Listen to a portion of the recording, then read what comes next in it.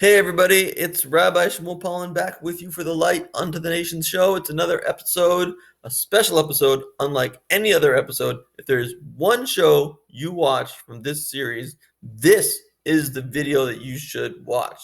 And I know I say something like that about every video that I do, but I really mean it this time. This is going to draw a line in the sand. You are going to know who you are and what you want to do for the rest of your life because of this video. If I do my job properly as a guide in your life, as a rabbi and a mentor. And let's just say that you go around your life and you go to an ice cream shop and you go to a movie and you go to get a tattoo and you drive around and it's not clear. It's not clear what you're doing, if you're doing it for God or you're doing it for Satan. And there's a very good chance that a lot of the things that you're doing are worshiping Satan. And by worshiping, I mean that he has control over your heart and your mind. And that means you are worshiping him. You are going along with his plan. You are doing his will. You are being a Satanist. You are a Satan worshiper, whether you realize it or not. Now, let me just lay the groundwork and say that Satan is real. We have Satan in the Bible. The Bible is proven real in many of these videos. And it actually happened that there was a walking, talking snake that tried to oppose God and get Adam and Eve to sin. So, what God said was one thing, and what Satan did, who was a snake, was the complete opposite. And that's who Satan is. He is called the accuser or the opposer in Hebrew, and that is because he opposes every single thing that God says. That's his job. He has power over your thoughts. If you've ever had a inappropriate, extremely inappropriate thought in your head, like, I want to do something terrible to that little boy over there, and then you're like, what? Why did I just think that? Where did that come from? Well, it came from Satan. He injects thoughts into people's minds, like mothers giving up a child to become a suicide bomb. That's not normal. That is a mind taken over by Satan.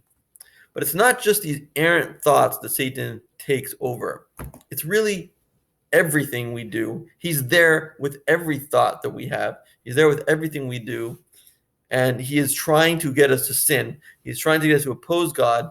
And he is powerful, beyond powerful. He is as powerful as God himself. So God controls all the good thoughts. And for every good thought, there's a negative thought from Satan. That's what he does. He's there to oppose. And God actually gives him the power to be able to do that because he wants more drama in this movie of creation, this movie of history. He wants there to be an antagonist, but he will also be punished for what he's doing because he has gone too far.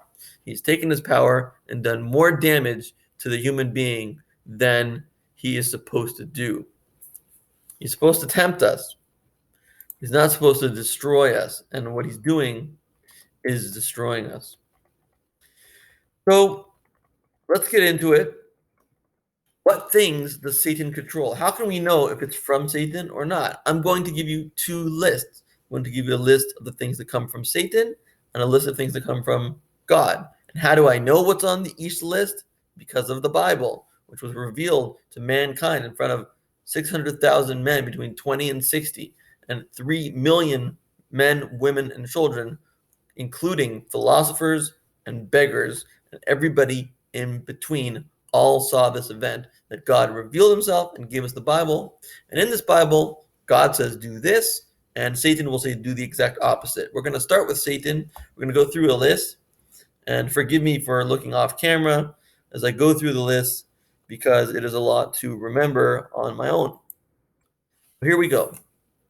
Drugs, rape, murder, indecent exposure, cheating, alcoholism, depression, anxiety, bars, clubs, the hookup culture, bipolar, schizophrenia, marital abuse, confusion, child abuse, stealing, lying, procrastinating, cheating, including cheating on diets, grudges, gossip, war, diabetes, divorce, mental abuse, atheism, tattoos, homosexuality, incest, and transgenderism, bestiality, mental abuse, atheism, hell, being an ingrate, taking things for granted, procrastination, masturbation, laziness, anger, arrogance, self harm, suicide, bad music, which is music about sex, is one way it could be bad. Music, bad movies, which could be about sex or could be about promoting the satanic lifestyle and promoting satanic qualities and glorifying them. Guilt, Satan worship, rap about drugs, immodest clothing, emo, and death. And emo worships death, and many cults worship death. We know in Waco, Texas, they all killed themselves. They drank the Kool-Aid, so to speak.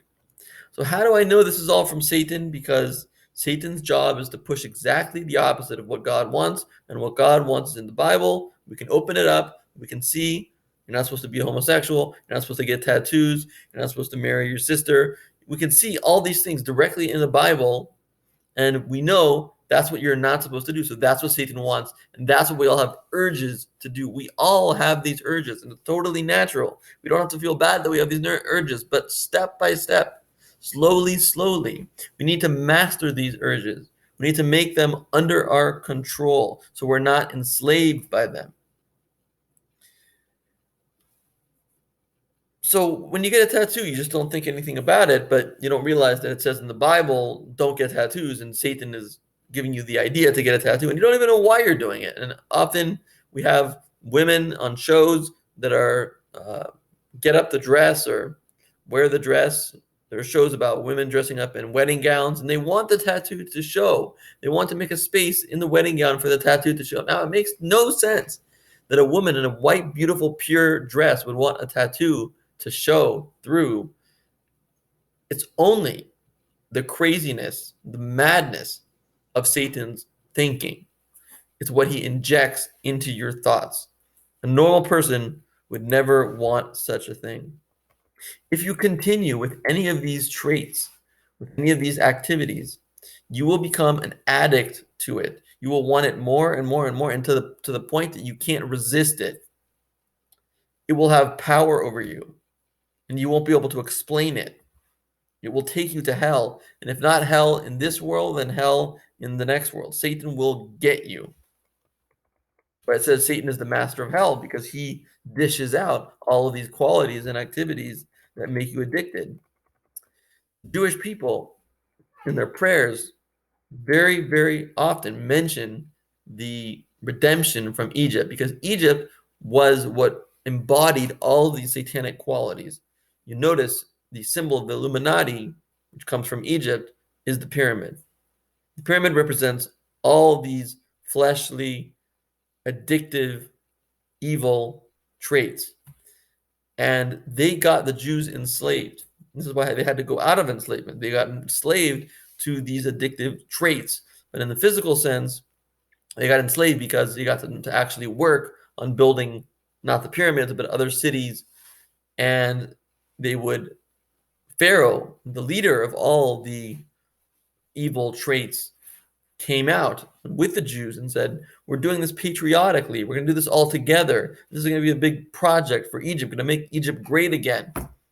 And the Jews joined with him. And then later, Pharaoh slipped out, and the taskmasters came in, and they just encouraged them with their words to do some work and do a little more work. And next thing you know, they're whipping them, and they're whipping them harder and harder and harder until eventually they can often whip them to death. So they lost everything because they indulged in the first sin, and that led to another sin, to another sin. Whereas on the good side of things, which we'll get to now, one good act always leads to another good act, to another good act, to another good act. So there really is no neutral. There really is no middle ground. You're either moving down or you're moving up. That's what my mentor was asked once by a non-religious Jew. He's like, "What do you think of me? Do you think I'm good or do you think I'm bad? Do you think I'm a good Jew or a not good Jew?" Rabbi said, "I don't think of it like that. I think of it like you're on a ladder, and the question is, are you going up or are you going down? So I ask you, are you going up or are you going down? That's what I would really like to know." Um, why worship God?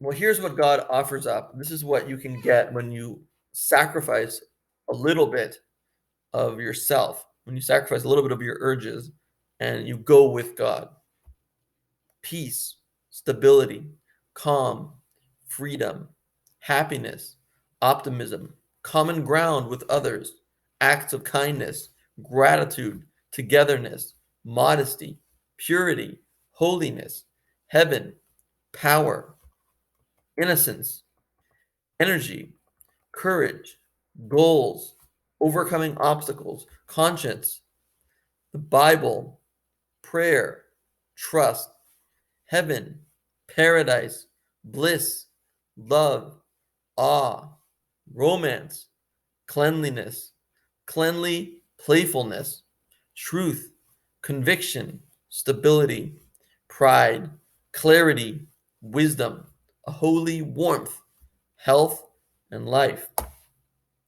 I recommend that if you want a good life, that you choose God. It's not just about the next world and whether you're going to heaven or hell. Heaven and hell are here and now.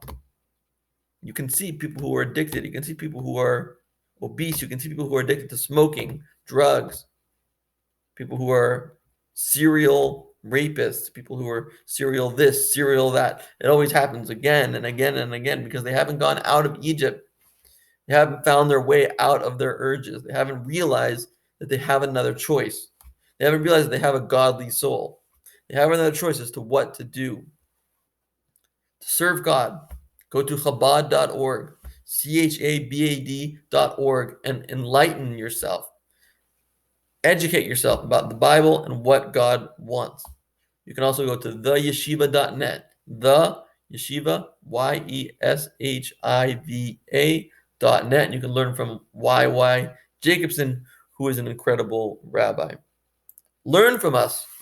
Learn from the Jewish people. We got the Torah in order to teach it to you. That's the whole purpose of the Torah, to spread it out to all lengths. Ask people for forgiveness. Compliment people. Put a few coins a day in a charity box. Try to get a charity box from some charity. And you will get more and more ideas from Chabad.org, or just looking up on Google ways to give charity without spending money. And watch my videos. I have about 60 videos, if not more. And you can learn about the Hasidic ways to happiness, and you will achieve happiness, and you'll get 15 proofs that God exists, and He most definitely does. And you can go through those proofs and really think about it and talk about it with your science teachers, your professors, scientists that you know. Show them the video and see what comes out of it. But be on the path to righteousness.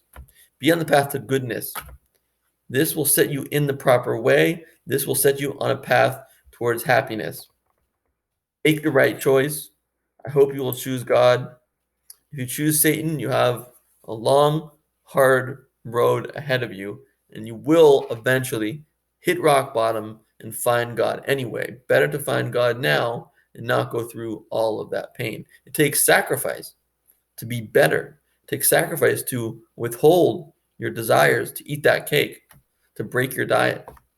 But when you do, you will get the long-lasting pleasure, because Satan wants to give you a little bit of pleasure now and eventually enslave you over the long term.